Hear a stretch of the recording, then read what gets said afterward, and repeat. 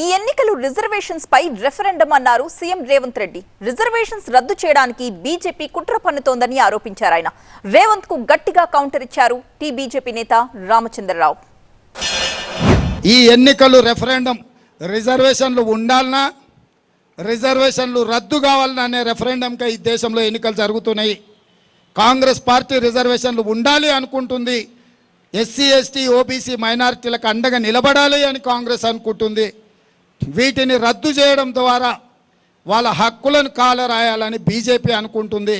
మీరు ఏ పక్కన నిలబడతారో మీ ఇష్టం. అందుకే మేము స్పష్టంగా తెలంగాణ రాష్ట్రంలో 14 సీట్లు గెలిపించండి, ఈ రిజర్వేషన్లను కాపాడే బాధ్యత, ఈ రిజర్వేషన్లను పెంచే బాధ్యత కాంగ్రెస్ పార్టీ తీసుకుంటుందని చెప్పి ఈ సందర్భంగా తెలియజేస్తున్నాం.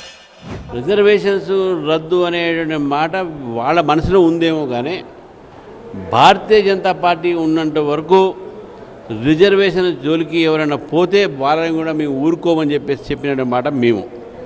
కాబట్టి అన్ని అబద్ధాల ప్రచారాలు, కాంగ్రెస్ దగ్గర వేరే ఇష్యూస్ లేవు కాబట్టి ఇటువంటివన్నీ కూడా అంశాలు తీసుకువచ్చి ప్రజల్ని మభ్యపెట్టే ప్రయత్నం చేస్తున్నారు, ప్రజల్ని తప్పుదారి పెట్టే ప్రయత్నం చేస్తూ ఉన్నారు. 400 సీట్లు మాకు వస్తే రాజ్యాంగాన్ని కాదు, మీ దేశ ఒక స్వరూపాన్ని మారుస్తాం, దేశాన్ని ప్రపంచంలో మొట్టమొదటిగా శక్తిగా పెట్టి ఒక సూపర్ పవర్గా నిర్మాణం చేసే ప్రయత్నం చేస్తుంది భారతీయ జనతా పార్టీ.